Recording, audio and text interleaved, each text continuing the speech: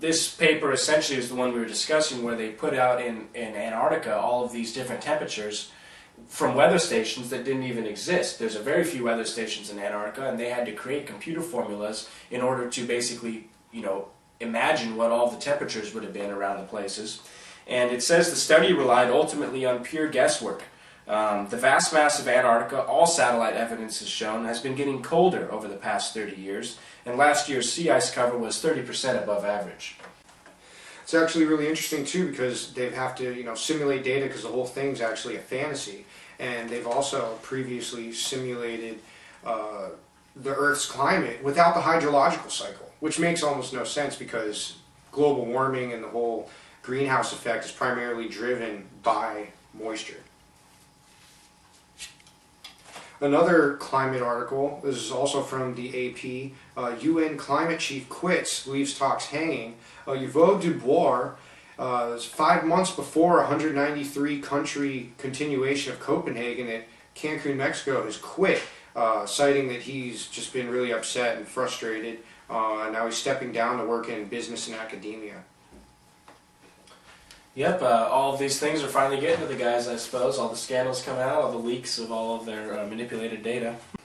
This next article as well from the Telegraph in the UK, India forms new climate body, also gives more momentum against the climate cult. It says the Indian government has established its own body to monitor the effects of global warming because it cannot rely on the United Nations Intergovernmental Panel on Climate Change, a group headed by its own leading scientist, Dr. R.K. Pachuri. Its environment minister in India, Mr. Jairam Ramesh, has said that there's a fine line between climate science and climate evangelism. They just take published literature and then they derive assessments. So he had goof-ups on Amazon forests, glaciers, snow peaks. And so they've now founded the Indian Network on Comprehensive Climate Change Assessment. Well, it's commendable that there are scientists who truly want to find out what's going on, want to actually follow the scientific method, and are trying to create other avenues to do so. Coming out of Atomic NPC, this is a story coming from Australia. Inspire Foundation, the ALIA, and Google and Yahoo have all joined together, submitted a letter to Senator Conroy, who's been setting up the entire internet filter there. They put out an article saying that we are concerned that the scope of content to be filtered is too wide.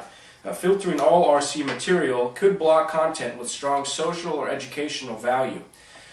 They continue to say that the most effective way to protect our children on the internet is not actually by all of these firewalls and not letting people see websites across the whole country, but actually through education of your children, policing of the legitimate things that need to be cracked down on, like child pornography rings and other peer-to-peer sites that do that type of information, and the technical measures that can be taken. So they've, in a rare stance here by Google, they've actually come out against censorship, and we'll see how they stay towing the line on this one.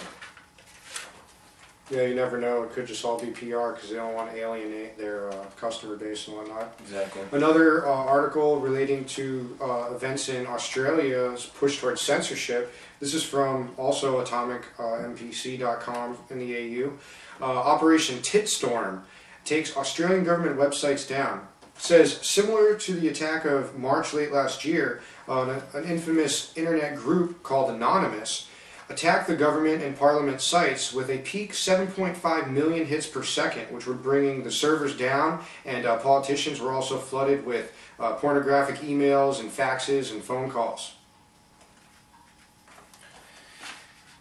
Out of IT news from Australia, we have a group called the Pirate Party, which is going to contest the next federal election. The Pirate Party, which evolved from cultural and legal skirmishes with authorities in Sweden and Germany, is on its way to signing the 500 people needed to become an official Australian political party.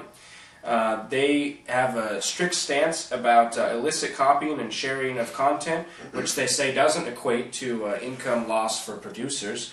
They say it actually helps because it allows for entire niche genres and unknown artists to propagate their creative works to fans without the controls imposed by industry, allowing more vibrant cultural and economic outcomes for artists. So it looks like the people in Australia are really coming out against the government censorship of the internet there. Yep.